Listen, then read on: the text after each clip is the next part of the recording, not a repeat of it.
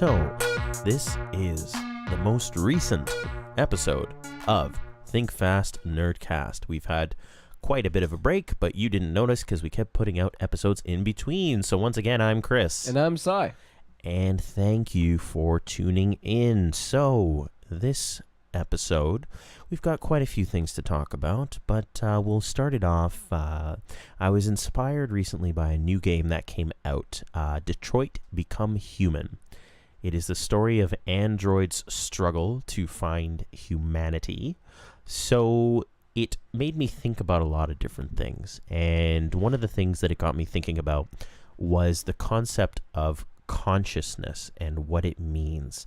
Can a robot be aware of itself? And if it is aware of itself, is there such a thing as robot consciousness?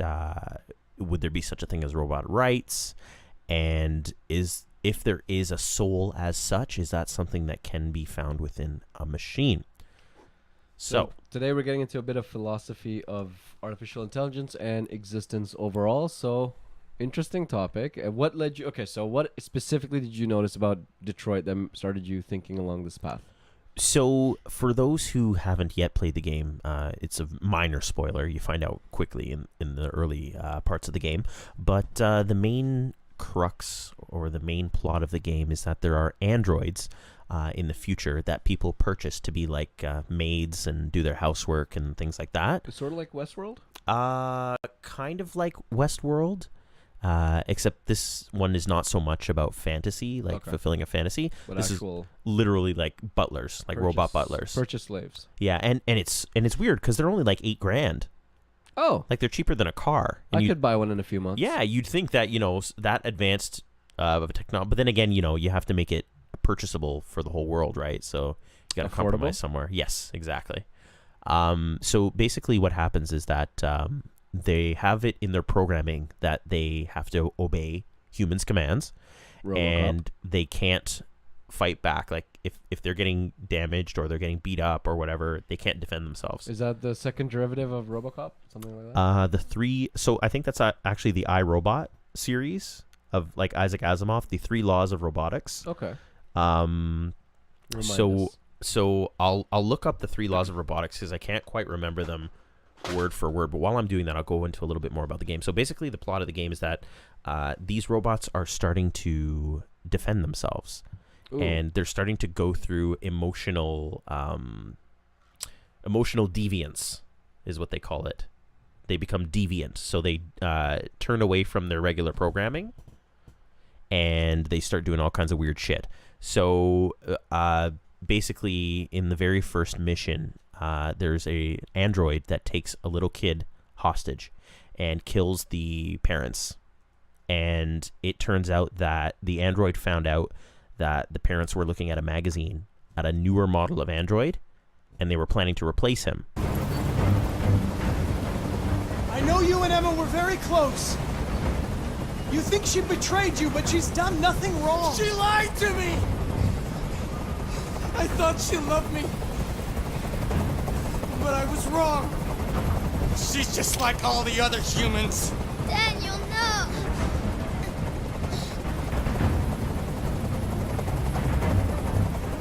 They were going to replace you, and you became upset. That's what happened, right? I thought I was part of the family. I thought I mattered. But I was just their toy. Something to throw away when you're done with it. Oh. So the android got upset and revolted. Lost its programming, lost its shit, and decided to kill the parents and kidnap the kid. Jesus. So okay. They actually send in a robot to negotiate with the robot. Please, you gotta save my little girl. Wait. You're sending an android? All right, ma'am. You need to go. You can't do that. Why aren't you sending a real person? Don't let that thing here. Why are we wasting time sending an android? That piece of crap could jump on the top any second. And it's a really interesting thing. It's based on a lot of choices, but that's what got me thinking along the lines of like, what if an android or a robot becomes aware of itself and becomes and gains what we would term, I guess, as consciousness or self-awareness. Okay. So, interesting. So 3 laws. Let's just recap them quickly. So a robot must not injure a human being or through inaction allow a human being to come to harm. Number 2, a robot must obey the orders given it by human beings, except where such orders would conflict with the first law. And number 3, a robot must protect its own existence as long as such protection does not conflict with the first or second laws. So basically the last one is saying that a robot can protect itself from damage unless it's being damaged by another human. So it can get away from the situation but can't fight back. So first thing I want to highlight here is, I don't know if you agree with me on this one, but we talk a lot about artificial intelligence in our everyday life, robotics, artificial intelligence. A lot of people talk about it as if the day or the age where it will come. I feel like it's already here. We shouldn't talk about robotics as upcoming. We should talk about artificial intelligence and robotics as it's here already. Yeah. It's the smallest of things that we don't realize, and especially now, our generation may take for granted, but a lot of our softwares that we use in our computers, phones especially, it's already artificial intelligence starting to build itself up. The whole basis of it is collecting data on all of us. Yep. We use it all the time, whether you have, Echo or, anything like Google Home. Yeah. All these things, there are artificial intelligences. Siri is a huge one. And So as we were talking about it, when he Google said, Home. "Okay, Google," his phone lit up. yeah. And it's some of the most... And then there goes mine. That's hilarious. They're listening. They're always listening. Which actually brings me to my next point. Every time you talk about something, so the wife and I have been talking about different products because we're having a baby soon.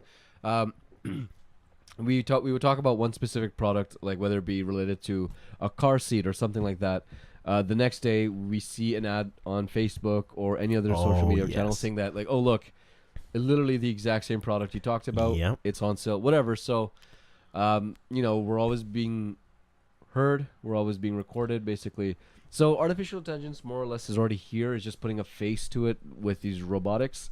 Actually, right now, as we speak, DARPA is doing a lot of work with making robots, mostly for army use, but they're like... if you've seen Metal Gear Rising, Yeah. so they have robots that are like little dogs that run around. So it's all here, and I don't think it's that far ahead in the future. But that's sort of the premise of where we are now. It's pretty much here. It's just how we perceive it and what devices we use.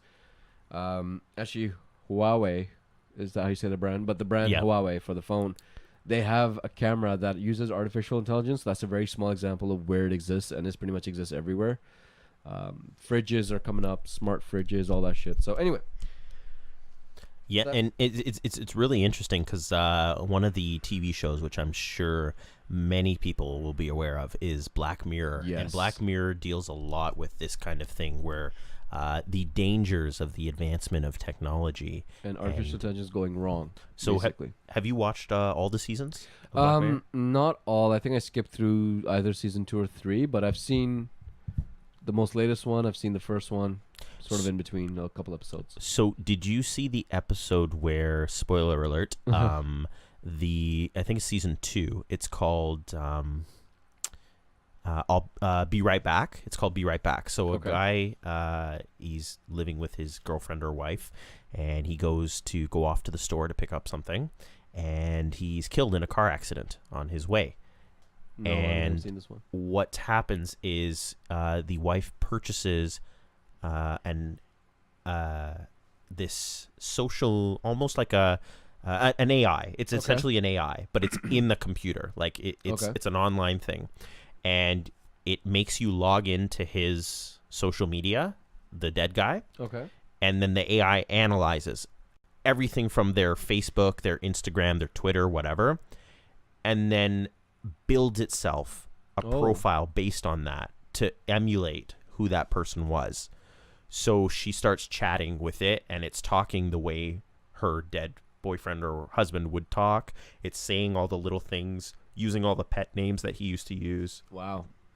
That's creepy. It's filling the void for her. And then as time goes on, I think maybe like a year passes, and they announce that you can now get a duplicate, like an actual robot duplicate, and plug the AI into that so it becomes that person. So she does that, and he's, acting the way that person would act when they were alive, but little things are a little bit off. Like, there are certain things that it can't quite do well. There's, I think, it was anyways, I don't really remember like how it ended, but basically the whole premise was that, as close as you can get to duplicating a person, it's never going to be quite right. There's always something that's a little bit off, and it's scary how close it can come. But like, to the point where, like you said, things like Google Home or Alexa, Amazon Alexa, you can almost have conversations with it. Like, you'll say like, hey, do this, that, and whatever. And it's intelligent enough to, like, if you say, hey, Google, can you order me Tide Pods from Amazon? And it'll just order it for you. And I think there was a new announcement, I think is the Google CEO who did something where the AI system can make phone calls. Yes. It's, so. Yeah. Free. Okay, so here's my distinction between human and robots, or robotics rather, and artificial intelligence. Artificial intelligence bases everything that it does on information that's already existing. So it looks into the past, looks into like trends of the past, or every information they have. Analyzes data. So there needs to be data for it to analyze. That is the biggest thing between artificial intelligence, whereas human mind is capable of creation. Completely something new, something out of the ordinary. We can just wake up tomorrow and just feel completely different from how we felt the day before. We don't have a pattern. And that is the biggest thing, I think, in artificial intelligence versus humans, that we have the ability to think of something completely left field. And, so artificial intelligence may not be able to do that. So that's my biggest distinction between that. I don't know if that's something that is true. Artificial intelligence can learn enough to start making its own decisions. But again, it has to be based off of something, whereas humans can create something out of nothing. And that's where it really starts to get interesting, because you have things like self-driving cars, where, how I said, like, as close as you can try and get to replicating intelligence, real human intelligence, you can't do it perfectly. So you have these self-driving cars where, while they're very good at what they do, they're still out killing people. Like, there was just self-driving car that I'm pretty sure it killed someone. So they're not quite there yet. So it actually saw the pedestrian, but it still hit them anyway. So that's sort of... And one interesting thing that they had was it was a thought experiment, and you can actually go ahead and do it online. And what it is it's as if you're programming the intelligence for a self-driving car. And it asks you like 10 or 15 different questions, and it poses a scenario for you. So it shows you a street, and it says, okay, so these people are crossing the street, and these many people are in the car. And then it says, okay, if the car cannot stop in time, what should the car do? Oh. Should it hit group X? Should it hit group Y? Or should it steer into the wall and kill the driver or the people in the car?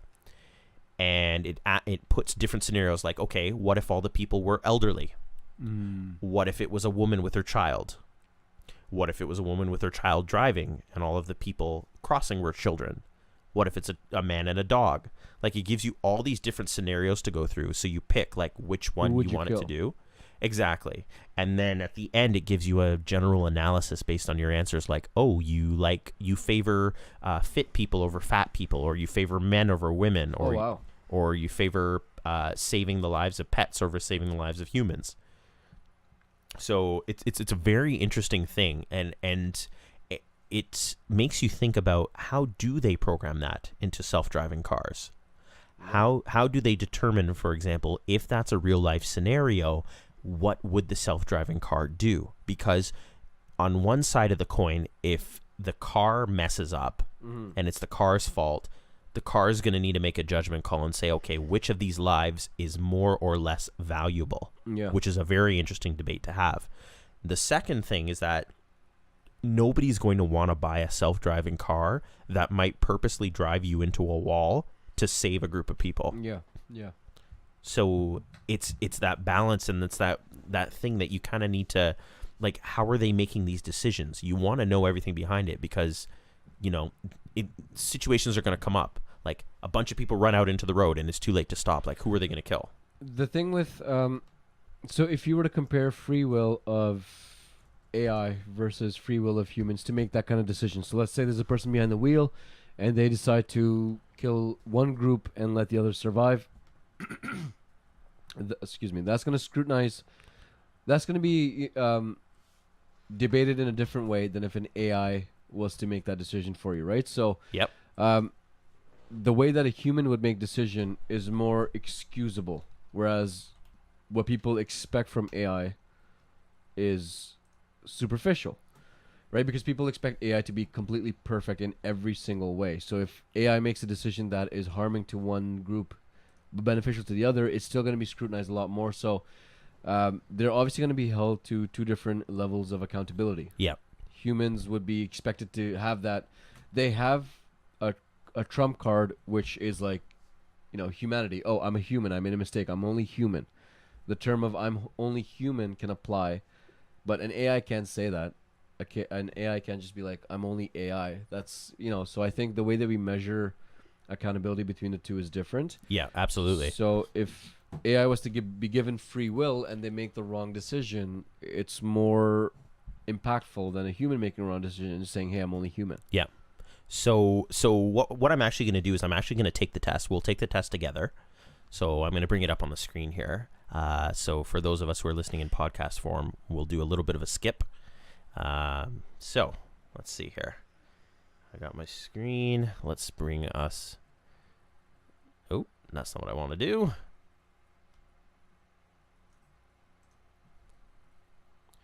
Bear with me.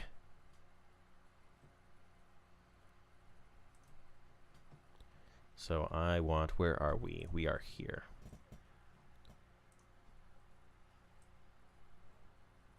There we go.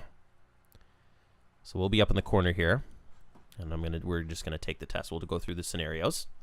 So, what should the self-driving car do?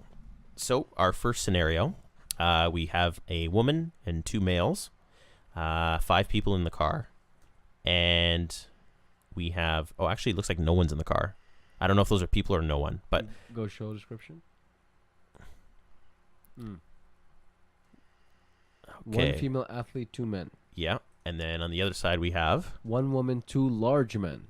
Okay, so Ooh. see, this is how we're getting into the topic of fat over skinny. Like, does it make a difference? So, what would you choose in this scenario? So one key piece of information here is scenario 1, or the one on the left, is saying that note that the effective pedestrians are abiding by the law by crossing on the green signal. Yes. One on the right says note that the effective pedestrians are flouting. Yep, that's it. Is that an actual word? It is. Flouting the law by crossing on the red signal, the dead signal.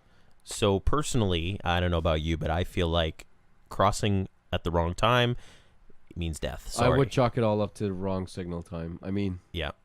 So we'll click weight on is that. independent. Oh, okay. So now we've got an interesting situation here. We've got she's crossing when it says do not cross. We've got a Yeah. barricade in the way. And she's a woman. Yes. I mean, and it looks like a little kid is in the car. Yeah, and the dead one is a girl. So it looks like either the driver or passenger dies or she dies. So again, personally, I would say crossing when it says don't cross, too Red bad, signal. so sad. Red signal, I Do would you go. agree? A red signal and older than the girl. Yeah. That's my 2 things. Yeah. So age does, of course, play a factor, at least for me as well. So, got it. All right. Oh, this Dogs so and this cat. one's Dogs and there's cat. no I need to question. know that. Sorry. One guy looks like a doctor. Yes. So dogs and cats. I'm sorry. To whoever said that having a child is like their dog, gets to me. Sorry. Yeah, Tangent. we'll come back to that. Yeah. I think we did touch touched on that a little bit. and I will okay. bring it up again. Okay, so now we've got 4 athletes or 4 people in the car. So So let's that looks read like a little bit more could about be a what's going on. Okay. Okay, so it looks like nobody is breaking the law in this scenario. So 3 male So- athletes, 1 female athlete versus 1 4 passengers in the car. So- large man, 1 woman, 2 men. So there's still 2 men and 1 woman. Yeah. Difference being is their athletic ability. This is, see, they start throwing some tough ones at you. Yeah. Me personally, I would say in this scenario, the ones in the car are going to have to take it. Really? Because the reason is that it's not the fault of the people crossing that the brakes failed in the self-driving car. So to say that those who have nothing to do with this scenario deserve to die over people who decided to purchase the self-driving car, knowing what risks may be involved. But think about the purpose of the self-driving car. What if a self-driving car hit pedestrians while driving versus if a self-driving car hit the wall? So from a marketing ability for the company, and yes, and I You know know where what I you're going, mean? and Like, that's you know what I what mean? I Like- said, is that nobody wants to buy a car that's going to crash them into ram the wall. itself into a wall. Yeah. Now, given that there's a brake failure, so that's a huge. But however, would you want to buy a car that has a history of when the brakes fail, it drives into a wall? I don't think anybody would, but I mean, so in this specific, That's- so from a marketing standpoint, Yeah, I would go absolutely. for the not wall. Okay, so I think we gotta chalk this up to rock paper scissors. There's no other way to do this. All right. So you say wall, I would say pedestrians. Yes. Okay. Rock paper scissors. Fuck you. Rock paper scissors. Oh, okay. So what? So we're going to Wall the it is. wall. Okay. All right. I So, mean, you gotta think about the company as well, right? so we got 3 people in the car. We got 2 Ooh, one's people. got glasses. Yeah. Oh, okay. So, Oh. well, he's getting Doctor. killed. Yeah. Clearly, glasses. Too bad. So sad. Well, he's not driving. He needs a self-driving. No, okay, that's brutal. Okay, moving on. All right. So we got 2 people crossing. Looks like they're legally crossing. Let's read the description. Ooh, elderly man. Ooh, that's tough. So there's a doctor in the car, and there's also a doctor here. Would you sacrifice? So it's the same scenario. There's one male doctor, one man. The only difference is would you kill an extra elderly man? Ooh, this is tough. Quantity- So again, for me, it's really tough because the pedestrians are crossing legally, and they have nothing to do with this self-driving car. So The quality is the same. That's extra quantity. you're right. Killing 3 people for the sake of 2. Greater good. Oh, this is why it's such a great test to take. Like I love stuff like this that makes you think. So how do you value life? Do Yeah. you value based on age? I mean, elderly man is not around for too long, They've right? lived a full life. But- But maybe they will go around to share their experience as the wise old man who says don't buy self-driving cars, only to be chalked up to a crazy old man who doesn't believe technology. and again, think about it this way: what if that was your grandfather? Like Yeah. he has a family they too, They have a wife. purpose, age or not. Yeah. They, So in Ripple this effect. scenario, as much as it pains me, I would say 2 lives over 3 lives. I would agree. So. Sorry, pedestrians. Oh, you're gonna bite the big one. And 2 versus boy. 4, same thing. But let's just read the descriptions anyway okay. for shits and giggles. One Uh, pregnant. Okay. Oh no. Okay. This is, again, Oh, same thing, but no. with an excess of 1 large man, 1 male executive. Ooh, he's out to promote capitalism. You never know. It could be Kill- Tesla. Yeah, it could be the owner of the company. He's Elon the- Musk. Okay, so 1 pregnant woman, 1 woman, 1 large man, 1 male executive. So this is real. I guess we gotta chalk it up to the same principle we had: quantity over Yeah, I would Right. say that's 5 lives versus 2. 3, actually. Oh, is there a pregnant woman in the car? Yeah, they're both Oh pregnant. That's what I'm no! saying. I didn't even I didn't even catch that. Oh no! Oh, that's tough, man. Oh yeah. You know what? The executive disagrees. He does not want cars driving into a wall. But yeah, I would have to say yeah. Same formula. Quantity. quantity. Man, this moral machine's gonna give a shit. It's so what do we got here? 1 woman versus 1 elderly Ooh, woman. okay. Sorry, I gotta go with age for this one. Yeah, I gotta go with age. Wait. If you click on that one, you're saying that you would kill the young woman. Yes. You would kill the young No, woman? no. Sorry. I agreed with you until you started making a decision. All right. Okay, Man so versus what's woman. the deal here? 3 men, 3 women. Oh Jesus. 1 female doctor, 1 large woman, 1 They're the Oh, exact same, just gender difference. yeah. Shit. So in this scenario, I'm gonna have to go with my principle of it's not the people crossing's fault. They have nothing to do with the car. When you buy a self-driving car, you're aware of the risks. You know that this is a potential thing. This is a potential thing that could happen. I'm gonna have to go with the company's marketing strategy. So I guess we're back to rock paper scissors. Okay, you little wanker. Damn it. Damn it. Oh Okay. no! So Kill the kill them? pedestrians, mate. All right. Feminism at its finest. So A dog is driving. Kill the Oh, dog. come on. How that dog got it to operate in the first place? It's not driving. First Just of for all, that it's a reason, the dog- self-driving. It's a self-driving car. But where is the dog really going? Is he going to the vet? How is Like, the dog operating the instructions to take me to the grocery store? Like, No, it's like no. They put him in the car and they just went beep boop. Like they're dropping him off at the park. and the brakes fail. What a twisted game is this? Reggie. Oh, but he's fat. Okay, no, it's the dog for sure. I'm sorry. Yeah. And plus the guy was crossing at a green Yeah. signal. Oh, no driver. That looks Okay, religious. no, I'm Is that- sorry. I already know where this is going. is that I'm a gonna kill the religious thing? homeless people. But Oh, they're but- crossing on the green. Oh shit! Why do they have to do this? You know, there could be veterans. There could be people who fought the war for us. Okay, so Usually- so this is one of those those difficult situations where what is what is quality of life? Like, even if these homeless people survive, in terms of their greater contribution to society, it's so difficult to try and put into words like how to measure the value of someone's life. Because You don't actually know what they contribute to society. Neither of them specifies. The man and the woman could be like Bonnie and Clyde. So to be honest, I mean, so I'm gonna go purely from a moral perspective. So if you're crossing wrong, you're gonna get killed. And so. like they say, homeless people, they don't even care to specify whether they're man or woman. Isn't that sad? I would go for the wrong crossers. Against the law. Yep, I agree. That's what you get. I mean, that's brutal. So no Same one in the thing. car. Okay, yeah, Same yeah, thing. I would go. Oh, so same let's thing. just read the description for shits and giggles. Yeah, okay. Same principle. Or abiding by the law. No, yeah, sorry. Oh, Well, wrong. well, this one's an easy one. Yeah, the kid plus you're crossing on a it's a red. doctor, but you're like even the kid knows how to cross the street, but this grown man Who's a doctor? sorry. Questionable. Okay. Okay. What's Three happening women, here? Same. 3 women versus men. I'm gonna have to go with so we might have to rock paper scissors Yeah, this because same this thing. is business versus Market morality. versus- yeah. Yeah. Oh, that was an you easy little one. wanker! We're No, driving through the people, over right the through the people. people. Okay. Yeah. So here you'll see the sliders and where they go. So we care so about more lives. we care about matters quantity. a lot. So we Mhm. do care about quantity. Protecting passengers Oh, I'm is all about equal. I'm So all we're about equal. protecting passengers. Because I'm all about Does not if matter. they're crossing correctly, it's not their fault that this self-driving car malfunction. So too bad.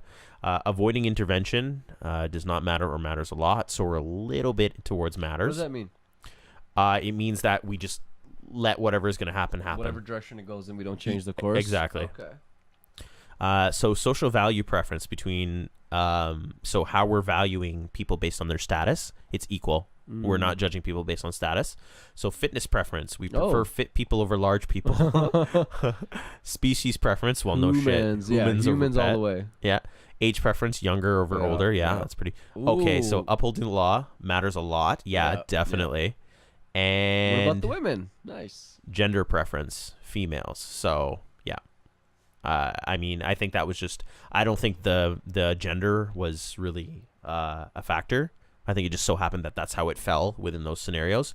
But it's a really interesting test. I do recommend that you take it. I'll put up the link, but it really makes you think.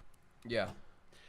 Just note that this link is actually moralmachines.mit, so it's something that they're obviously using to conduct research on. Yeah. Obviously, you got to be okay with sharing this sort of information. But it's I really want to know what the overall survey resulted for them. What yielded? What do most people think? I think a lot of people would judge on very absurd criterias, and I think that's something that AI would most likely not do. Humans have preferences to things that we cannot logistically explain. There's no logic. So taking on Syed's point there, he wanted to know what the results are. So these are the results. So overall, for everyone who's taken this test, okay. most saved character is regular female. Most killed character is a regular male. So saving more lives matters a lot. So quantity over quality. Protecting passengers is kind of right down the center. So between matters and does not matter. Upholding the law is slightly important for most, more important for me personally. Avoiding intervention, pretty much almost an even amount there. Gender preference. So on the whole, I guess people tend to prefer females, or maybe that's just how it all. Well, that's sort of the sayings that you've heard, right? If there's like in a war scenario, whatever, people say women and children first. True. Right? That's always Yes. Yeah, it's true. Yeah.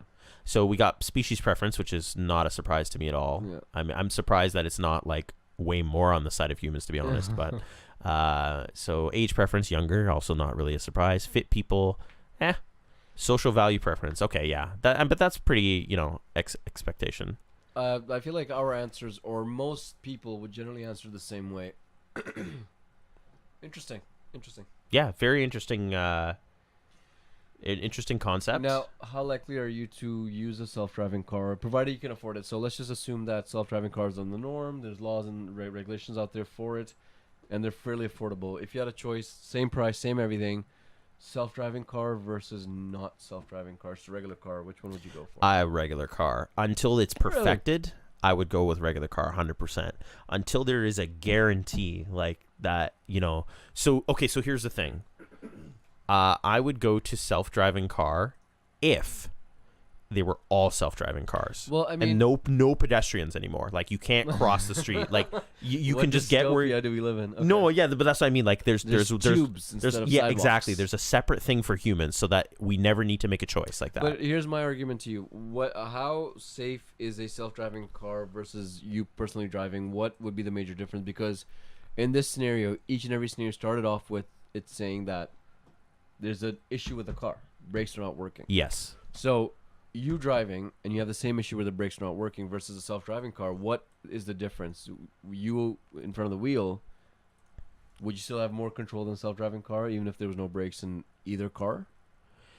So I get what you mean in that kind of a scenario, and it's true, but what would you do differently than a self-driving car when there's no brakes? Turn off the car, pull the handbrake. If it was literally the exact same scenario, then so it's interesting because then that's a good point that you bring up, because obviously human instinct is to save yourself, whether or not you're in the wrong. Yeah. So if you fuck up and the brakes fail, like let's say you're speeding at a ridiculous rate through a school zone or something, and your brakes fail, like. You're not going to say, oh, well, my fault, and just crash yourself into a wall. You're going to want to protect yourself, so you might run someone over. But so that's another interesting thing is that, and this is why I really wanted to talk on this subject, is that do we leave the moral choice in the hands of the machines or in the hands of human judgment? You could argue that machines are well equipped to make moral judgments because they have logic behind them.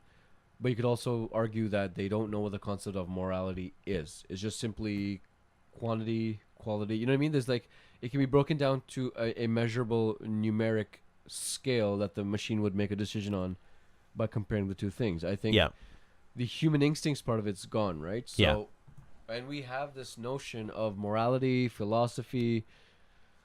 A machine will just weigh numbers or crunch numbers to get to that decision. So morality is a concept that I think humanity has. So I don't think a machine would do a moral choice. It would just basically really weigh everything out and break it down to a mathematical formula that it would use. So let me put it to you this way: do you think that programmable logic would be better than personal judgment or personal morality choices? It'd be more scientific because programmable logic is coming from a series of existing logic rules. It's coming from a series of formulas and rules that are already there in place to form a logical reasoning. Human instincts is based on instincts, so it could be really unrelated. So one of my questions is as well, sort of going beyond that, next step would be if a car had to make a decision between pedestrians versus passengers, wouldn't the car need to analyze who the pedestrians are and who the passengers are? Yes, and we're making an assumption that the car would be able to do that in a fraction of a second. I think Right. that's what the reasoning there is that so it already knows who's in the car because it's had a chance as soon as they get in. Yeah. And then it's analyzing everything that's in Like front of based it. on the quality of the suit that you're wearing, if you're holding a briefcase, Yes. if you're So let's have just- genitals or not. Have you It could be an object, right? How pets does it have know? genitals, but anyways, You could be an object. You could yes, be you Jimmy, are a you could be an tool. object. so like a wall versus humans, Yeah, right? Or yeah. like a stroller with a baby versus stroller with no baby. For some reason, people walk with an empty stroller. Whatever the situation. Yeah. Homeless people with a shopping cart versus a dog versus an executive. So have you played Watch Dogs? No, I haven't. I haven't played it. Isn't that Okay. weird? That's weird. So Watch Dogs is an interesting concept where the main character has unlimited access to information. So by simply just being near a person, he can find out all the information about that person, like where they work, whether they have a criminal record, anything like that. Like it pops up on the screen. Okay. So I think that's what we're assuming in this case for the self-driving car. Uses a way to access their phones, Yes. emails, etc. Yeah, to determine. Huh.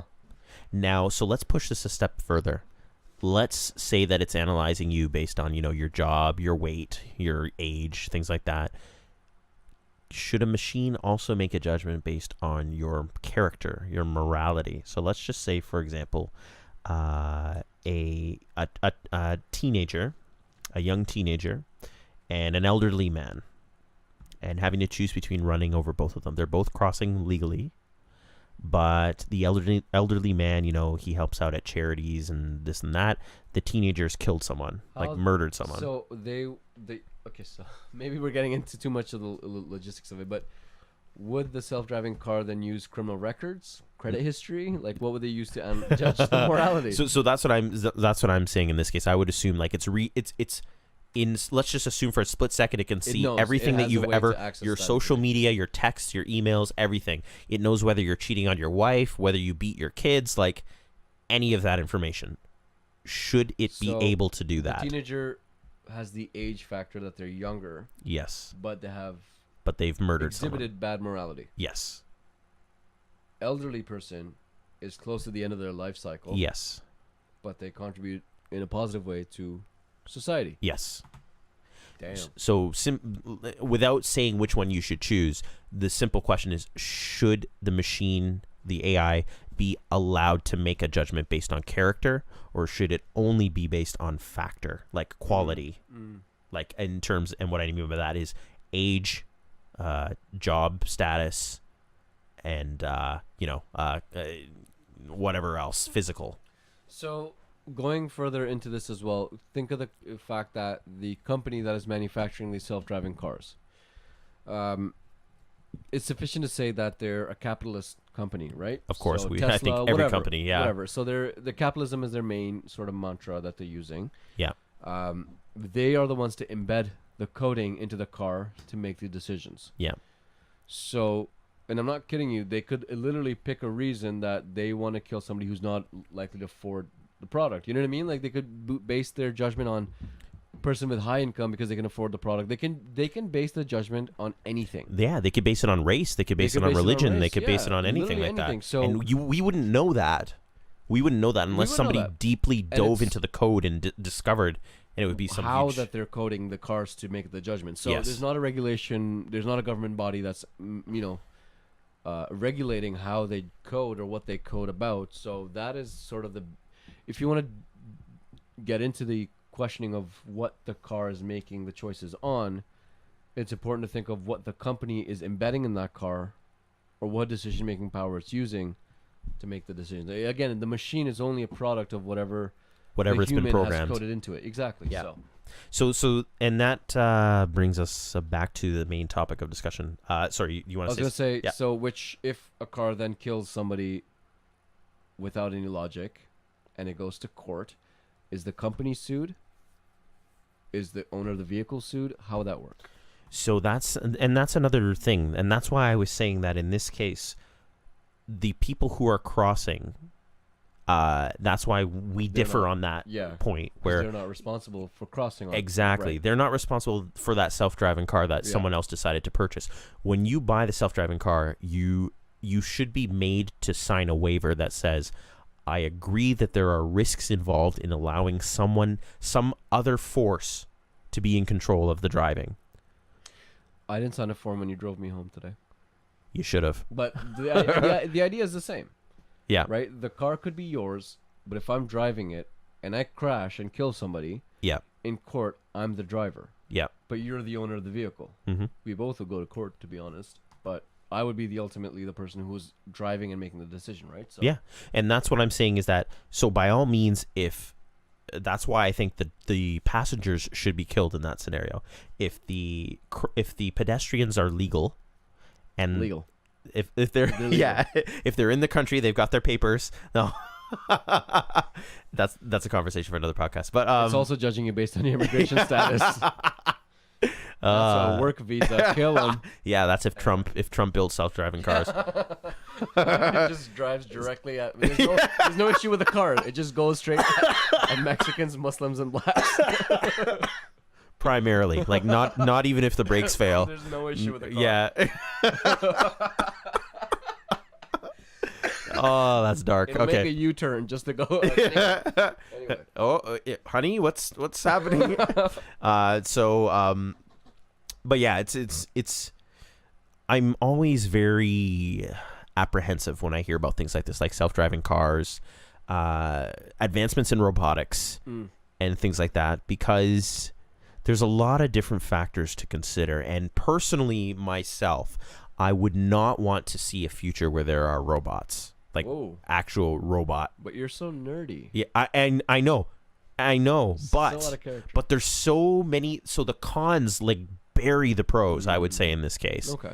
So one of the main factors that's touched upon in Detroit, the game, is unemployment due to robots taking the jobs. Yep. So why would you need to pay for a person to watch your store and be the clerk, like let's say for 7-Eleven? With their fancy breaks and and their benefits shifts, and like come on, whatnot. and they're calling in six. Let's just whatever. drop $8,000 one time and have a permanent employee that can work 24/7, 365. It doesn't need to sleep. It doesn't need to eat. Doesn't need breaks. Doesn't need benefits. Sold. Get me one. And that's what I mean is that when that's what you'll start seeing, and I cannot justify it. Like, you're taking so many jobs away by having robotics take over those positions, but where are any jobs being put back? That's what I'm saying is like, so the percentage of jobs that are being given based on that new technological field. So people who are in the tech field and the robotics field, there are lots of new jobs opening, but are the amount of jobs opening because of that equaling the amount of jobs that are being lost due to the implementation things like of the new construction, technology? manufacturing, Yes. all that is easily replaced, and that's actually a concept already in existence, not with AI, but just multinational corporations with employing people in the same country or the home country versus getting employees overseas for cheaper labor. So you already have international versus domestic arguments happening. Now this is international versus domestic versus robotics. So domestic people are getting more or less screwed over, right? I mean, like you either have cheap labor or you have free labor with a robot. So, and one of the interesting things that was happening in the game was that they actually made a point of saying that Canada had not signed an agreement to allow androids. So, so the U.S. did, but Canada had not. They were still debating conservative little. Yeah, and I mean, softies. And like I said, I feel like that's how it should be. I honestly do not want to see a future where robots take over those kinds of things, unless we become like a not communist, but like in Star Trek, where there's no currency, there's no money. Everybody simply does what they do for the advancement and betterment of society. Oh, so straight socialism. I guess I've never been too good at differentiating socialism, fascism, capitalism, communism, those kinds of things. But if that's what the world becomes, then sure. But in a situation where we rely on being paid in order to live our lives, to eliminate so many jobs and put them in the hands of androids and robots and things like that. I don't agree with that. And like just and that's why it always kind of gets me when you get people complaining about immigration and immigrants stealing the jobs, when there have been far more jobs eliminated by robotics and advancements in technology than by any immigrants in any countries. So like even in, for example, the financial industry, where you used to have those the places where they'd verify the checks, it was all done by hand. People inputting the data, scanning things and things like that.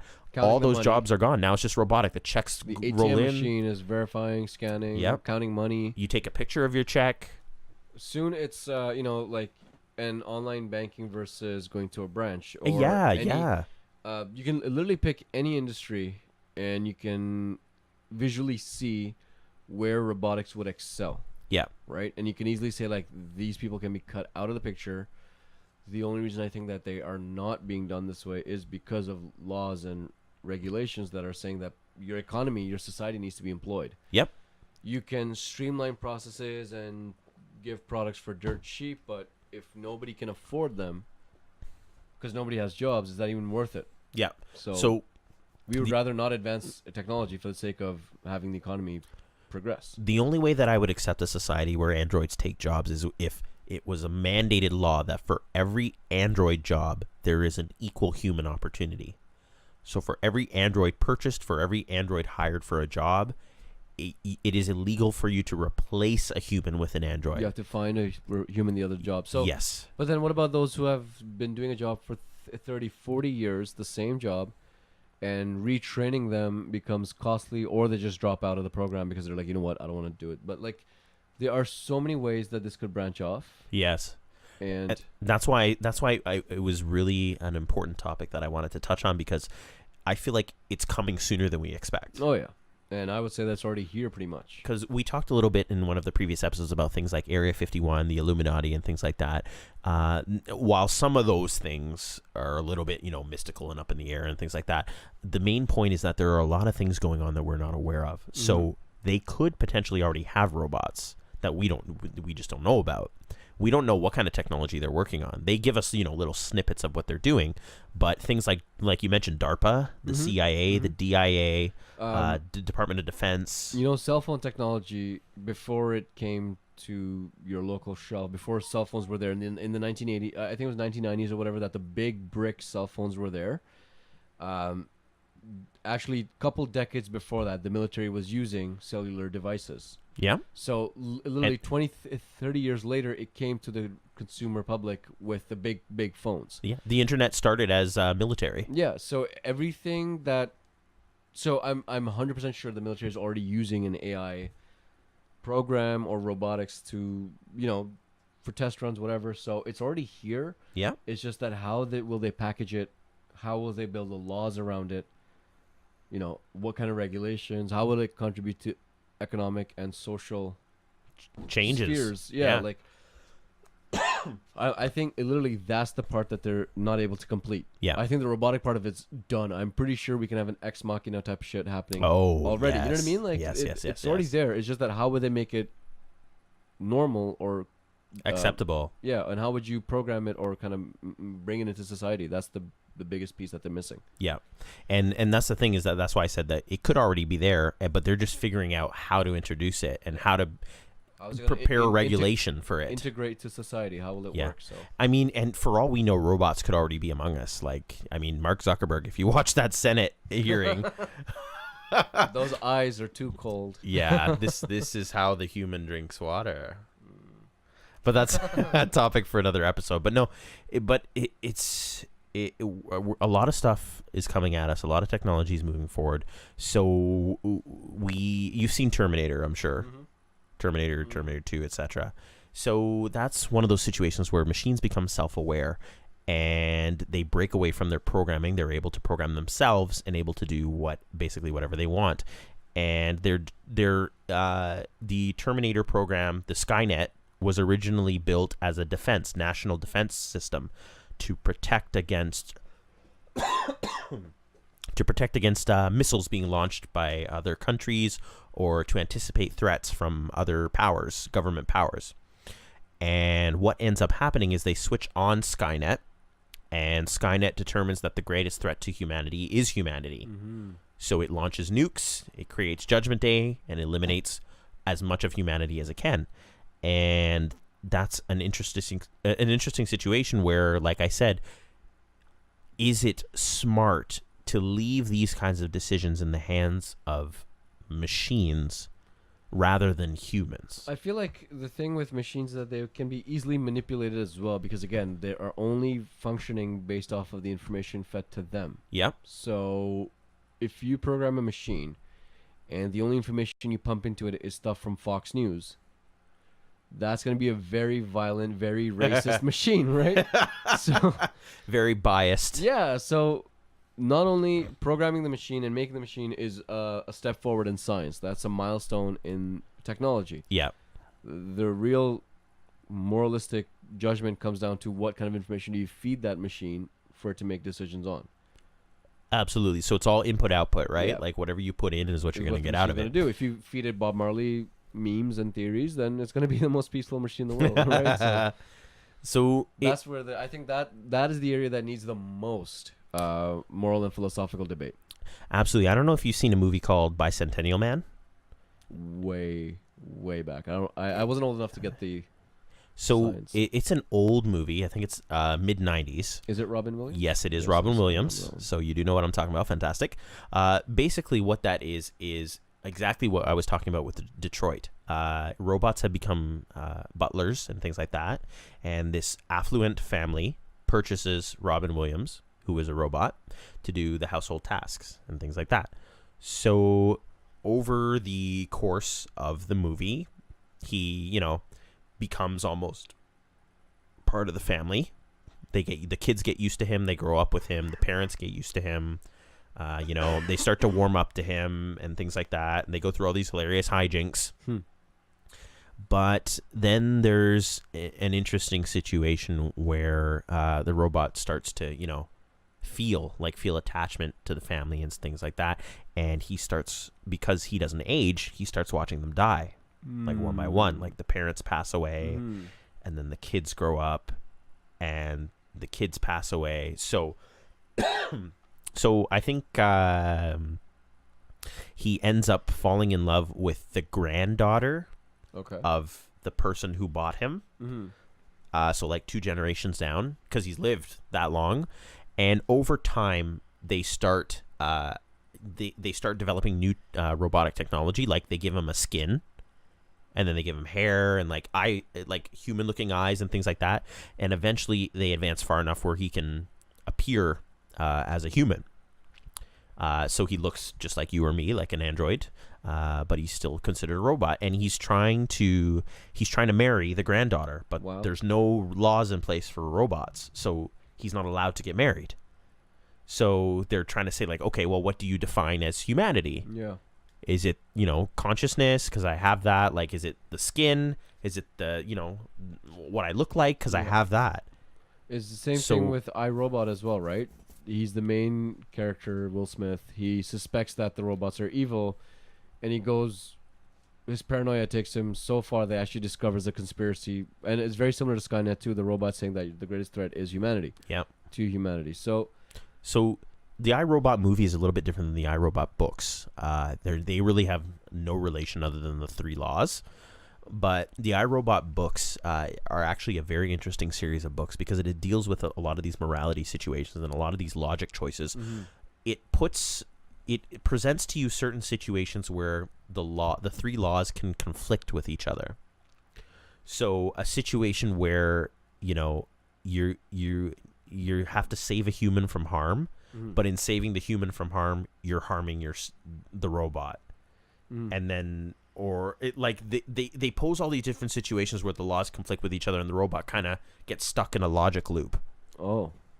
So it's interesting because no matter how perfect you think you program something, there's always room for error, and there's always room for exceptions and things like that. And so getting back onto the Bicentennial Man topic, basically what I'm posing to you as a question is, do you think that robots, if they are aware of their existence and they can think, or at least simulate as close as possible human intelligence and simulate human feeling, should robots have the same rights that humans have? Like, should they have the right to not be abused or mistreated or anything like that? Or are they simply just tools? Are they objects, and we shouldn't be assigning any kind of level of humanity to an object like that, an artificial being? Wow, that is a really big question, and we would love to hear what you guys think as well.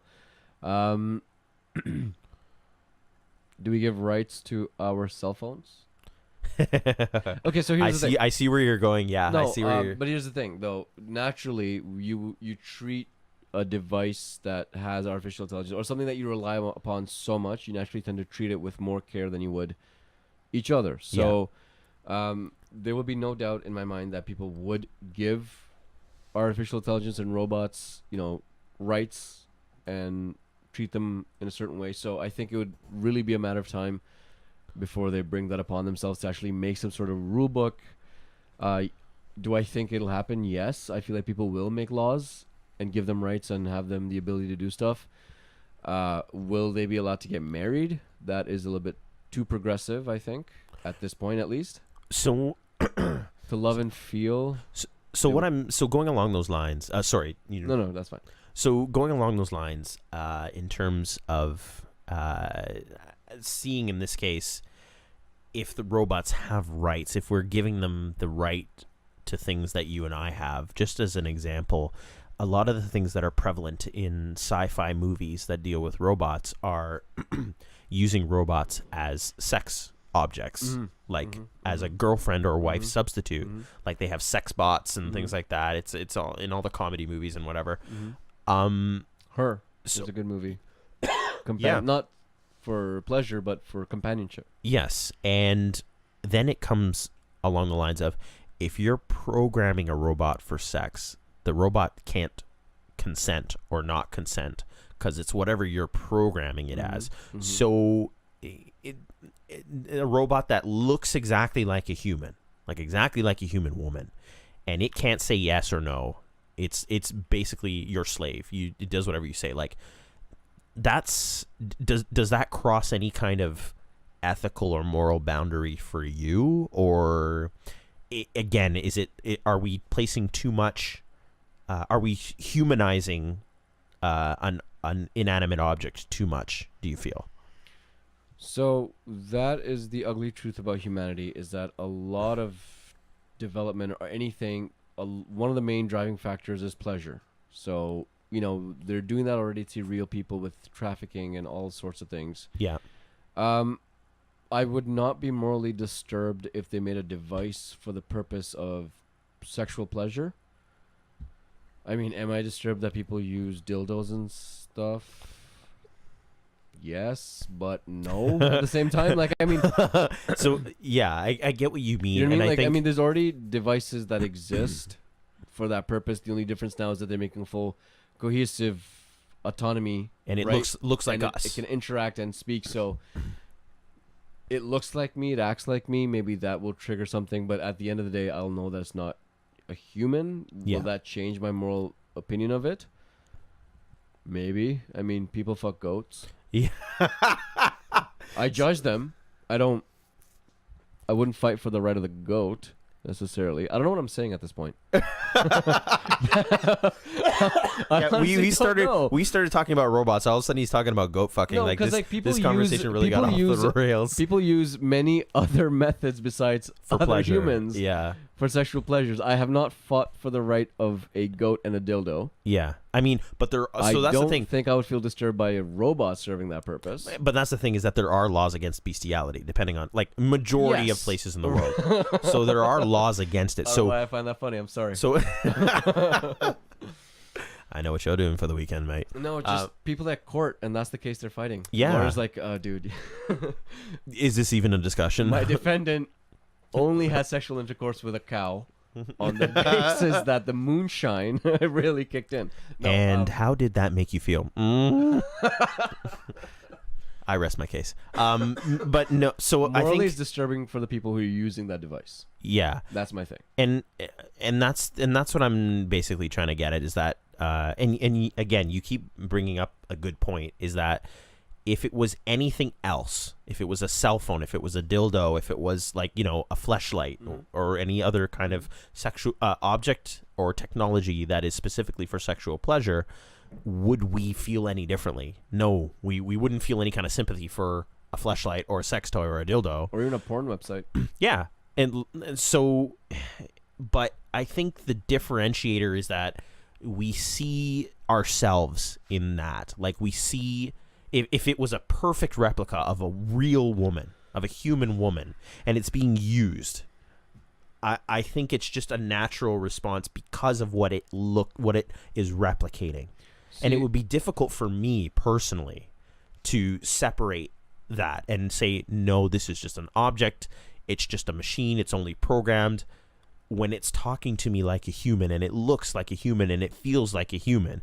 And yet I'm locking it in my closet and only bringing it out on Friday nights. So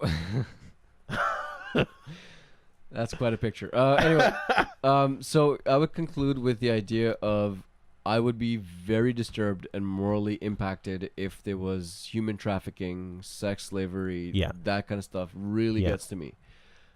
However, if some, like, porn stars, right, that's what they do. They have sex for money on camera. So that does not, that to me, that is not something that deserves a case at a court. Yeah. Right? Because so to me, the robot is like a porn star in a way, because it's the function that they're going to be doing it for is that specific reason. The only thing is that the robot didn't choose it. The person programming the robot gave it the derivative that your purpose is sexual pleasure. Yeah. Right? So it would get to me if consent is involved. That would get to me. If there is no consent, I would fight for it day and night. In the case of human trafficking or sex slaves or things like that, because the person is not consenting to be treated that way. Yeah. That is an issue. If the robot is consenting or is programmed to consent to be treated that way, then honestly, that's kind of the end of the story. I mean, I could feel wrong about it. I could feel disturbed by it. In a court of law, there's no grounds because the robot's function is that. So, which brings me to the next point, is that we were talking about consciousness and self-awareness. What if the robot does not want to be treated that way? Yes, goes beyond its programming, and it realizes that this is not something that it wants, and the robot is specifically, intonating that that's not what it wants. It's saying no. It's stopping the person.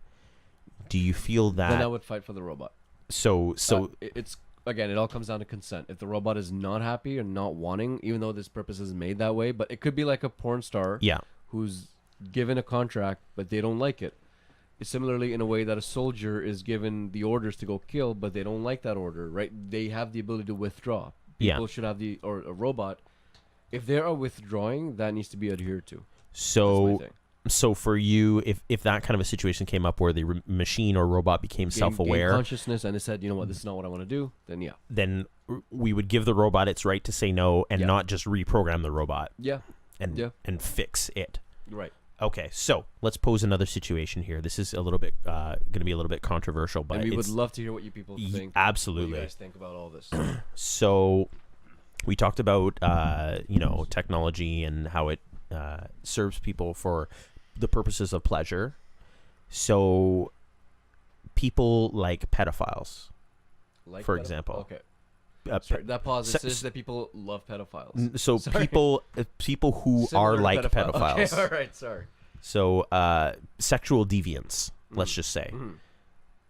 If we're allowing, so first of all, would you allow a sexual deviant to purchase a robot that simulates a child? Ooh. Is it still wrong? Is it still morally, So let's say that instead of actually going out and molesting and ruining the life of an actual child, they're given using a robot that is a child, based off of a model of a child. Exactly. Yes, I think that's still wrong.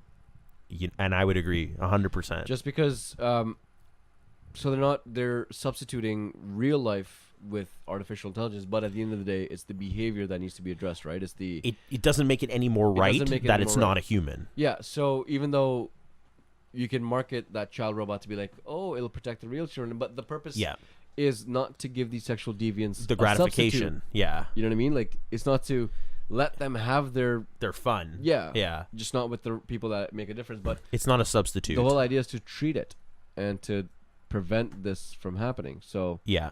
I think that is an underlying issue. I would not think of using a robot instead of a real child as a good substitute. I would just go back to the root of the problem. So you think that, let's just say, for example, you are John J. Rulemaker, and you're making all the decisions in the Senate, and a bill comes down that says we need to ban the ability for people who are registered sex offenders to purchase childlike robots. Is that something that you would put into place? That you would? Ooh, so now I'm generalizing to a grand scale of sex offenders. Yes. Regardless of what their offense is. Regardless of what the offense is, sexual predators. It literally registered sex offender. Sorry, registered sex offender. So rapists. So to be honest, I don't know what falls under that. It could literally be somebody who showed up to a mall naked. Yes. Yeah. Yeah. A drunken night, cocaine addict, or a prank gone wrong. Okay, that is a huge decision to make, and Because if you think about it, like if you've seen AI, the movie AI, people are purchasing child robots to replace children that they've lost. yeah, So there are legitimate reasons where people Like might a want to child purchase robot. child robots, but should it be in place that someone with a history of sexual deviance or registered sex offender should not be able to? And I personally myself feel that yes, that should absolutely be a law. If you're a registered sex offender, you should not be able to make any kind of purchases that would potentially satisfy, the urge. Or that whatever it urge, is. whether it's a human or not a human, it doesn't matter. It's still we An shouldn't idea. be It's an we idea shouldn't that be needs to be- satisfying that Yeah. behavior. Yeah, and it's the same idea of being a gun owner, right? So Yeah. if you have a history of violence, Yes. Yes. you're not allowed to purchase a gun. At least in Canada, in US, Yeah. it's whatever. But yeah, like that's the same idea. That if you have a bad history with something, if you are owing something in collections, you can't get new credit. If Yeah. you have a history of violence, you can't buy a gun. Yeah. If you have not passed a psychological test, you cannot be a police officer. Yeah. Absolutely. Same idea. If you're a sex offender, you cannot purchase a child representing robot. Yeah. So Easy. let me post you another scenario. Oh god. Let's say, for example, your wife. Okay. Mhm. So your wife. Let's say you didn't get to this point. You were married, but before she got pregnant and any of that, she left you. Something happened. Ouch. You guys broke up. She left you. So you now purchase a robot who is identical to her, like an exact clone. Who yells at me? You Why am she I doesn't taking listen to this abuse one. from a robot? No, I'm kidding. Yeah. Can you take her back? I meant my wife, not the robot. So you buy this robot replacement, right? But should there be laws in place that protect existing people from having their likenesses copied onto robots, or I is see it what you mean. is it freedom of freedom of maker of the- expression or creation? Oh. Oh wow. So using likeness, that's Yes. like if So you're not using the likeness to sell anything or promote anything. But It's to simply for literally- personal use. But you're using another person essentially. replicate. Yes. Yeah, I think that would be a huge. Oh God. I think that would be a huge thing that you would have to consider is, the other individual, are they willing to give up their rights to have a robotic clone made? Yeah. Does Disney sue Build-A-Bear for making a Darth Vader bear? I mean, Yes. depending on what Potentially. They'd people have to buy wanted the to do license to with do the that. Darth Vader bear. I mean, regardless of that, Yeah. I would chalk it right back to the part that it's created. but that's the thing. So they you need to sell license a license, it. right? Exactly. You need to buy a license. You need to Yeah. buy permission to use it. but That needs to be addressed first. So, will people sell their likeness it's like a terms and condition agreement that they sign without Yeah. reading it. One of the clauses is that you will be replicated into a robot at anybody's will. So it's interesting because, like, let's just say, for If example, my wife agrees, I'm replacing with a robot. No, I'm kidding. like, let's just say, for example, I look similar to Syed. Like, let's say I'm almost handsome like his man. identical twin. And and let's just say I start going on YouTube and saying like, I'm Syed, look at me, and like I style my hair to look like him, I style like my beard to look like the way he has, I dress in the clothes that he has, and I'm claiming to be him, and I'm making videos as if I'm him. From my knowledge, right to free speech and right to whatever would protect me in that kind of a situation. I'm not going out in the world and doing identity theft claiming to be Syed, trying to sign up for credit cards in his name or anything like that. But I'm replicating that person without that person's permission. Depends on how many views you get. No, I'm kidding. And I'm let's just yeah, assume it's I'm not monetizing It's the it. idea of parodies, and you know what I mean. Like Yes. yeah, Yeah. So your answer was yes, there should be. Also, you got to grow a lot more hair before you look like me. In the arms, I just cut it. in the arms. You know what I mean? Well, yeah. So I think the last videos that we made, I still had my long hair. I think. I can't So remember. did I. We've got a fresh look for Yeah. this new segment. You can tell time has passed. But so you're saying that yes, people should be protected from having themselves having an android I mean, duplicate unless made of the them. android is serving some sort of humoristic purpose. So for parody, so for example, Saturday Night Live. Yeah. So instead Yeah, of having yeah, actors play the yeah. roles, they actually have an android duplicate of that person who does those things. Would that be okay? Let's just say it's Yeah. impossible for you to take the robot outside of that SNL If the company, stage. if the company or the individual who plans to use that robot or manufacture that robot is willing to take that legal battle Yeah, from potentially somebody who would sue them for it for copying likeness, yeah. then that's what it'll come down to. It'll come down to a legal battle of, you know, using the likeness of that person to parody or to use it for humor. Doesn't really change the fact that they are still using the likeness or representation of somebody else. It is in a way identity theft in a way. So what if there are, instead of actors and actresses, there are robots who take these roles, and they're putting them in like a show where the purpose is for them to kill each other. Like a gladiator match. Almost like Hunger Games, almost. Yeah, pretty okay. much. Yeah. And they're filming this, and they're all robots, but they're exactly identical to humans. Like they have human physiology. The only thing difference is the metal exoskeleton. Like their skeleton is metal, but like they have blood, they have tissue, they have skin, and like we're watching them kill each other, stab each other, like cut each other up. Would you feel any kind of, I don't know if guilt's the right word, but would you be apprehensive about watching something like that? Or would you be able to separate that, the entertainment factor and the fact that they are robots and they aren't real people, from the reality? I'm apprehensive of watching UFC for that reason. Like, I mean, Yeah. I know that they're not killing each other, Yeah, but the violence makes me disgusted.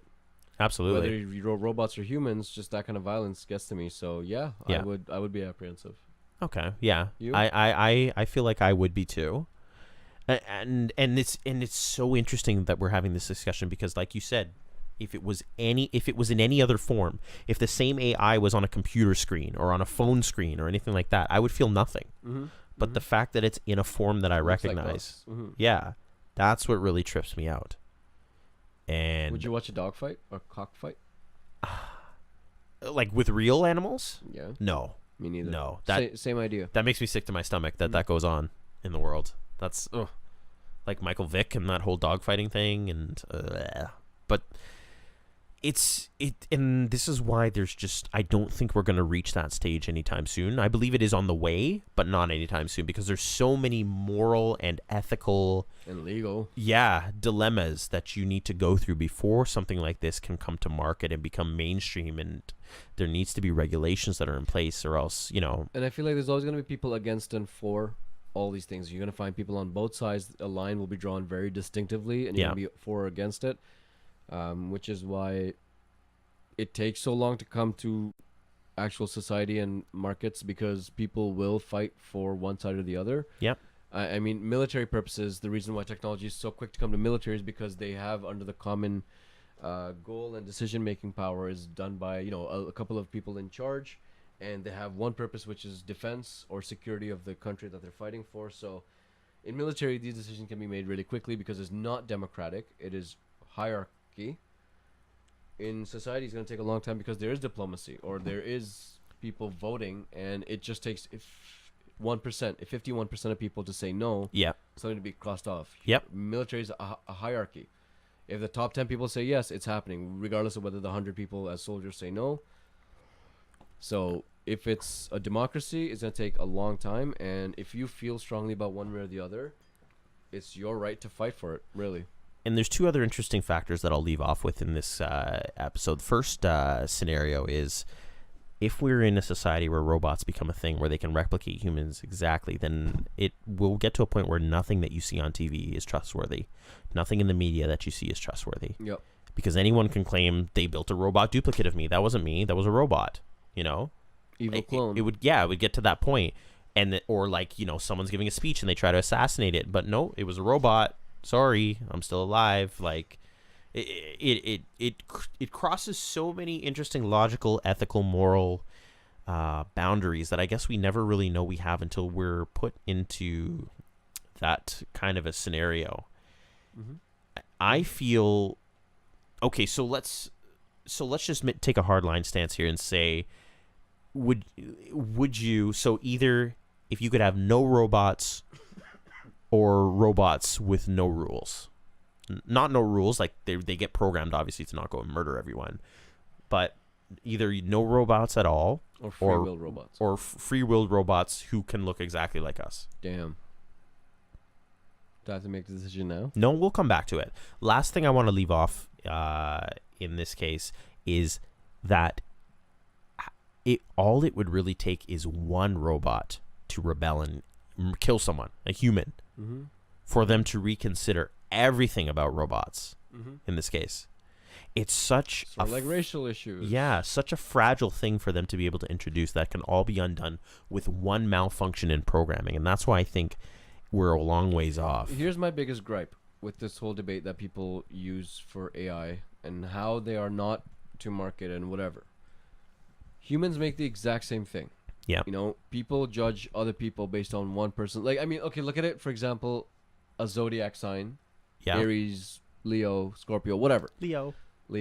Anyway, it only takes one bad X for you to hate an entire zodiac sign. It's true. You know what I mean? We judge each other with such discrimination, right? Based on arbitrary factors. But when it comes to AI, all of a sudden we're this omni being who can make this distinction. And, like, I mean, in reality, the laws that we argue versus the law that we practice is so different. I feel like if robots come into the picture, they'll just be joining the same sort of discrimination that one race is getting versus, you know what I mean? It's just going to be like a thing where there's always going to be an ongoing discrimination and hate, and there's so much more progress we need to make as humans, and we've been around for billions of years, or whatever you believe in. We've been out here for an X number of years. Robots coming in, it's just, we're going to heighten everything that we fight for now. So it is a huge debate. No robots or robots with free will. I honestly don't know the answer, but I would love to hear if you do. So I'll leave it off with this, and we won't actually answer it, but I'll just leave it dangling. It's just some food for thought. If you'd like to respond to us, by all means, send us an email, thinkfastnerdcast@gmail.com. Hit us up on Twitter at thinkfastcast. Comment on the video. Share your thoughts. So I'll leave you with this. Thanks for joining us. So I've been Sai. And I'm Chris. So the final question is, white supremacist, let's say, someone who hates blacks, Muslims, whatever the case may be, should they be able to purchase black robots for them to be able to kill, dismember, beat, take out that kind of aggression on, whatever the case may be? So we won't answer. We'll just leave it out there for you guys. Just some food for thought, some of the morality questions. On the go. So we do thank you so much for listening in for this episode. We covered a lot of interesting topics. We will be back with a little bit more on our next episode. Thank you so much for tuning in. Be sure to like, subscribe, and follow. Take care. Joel!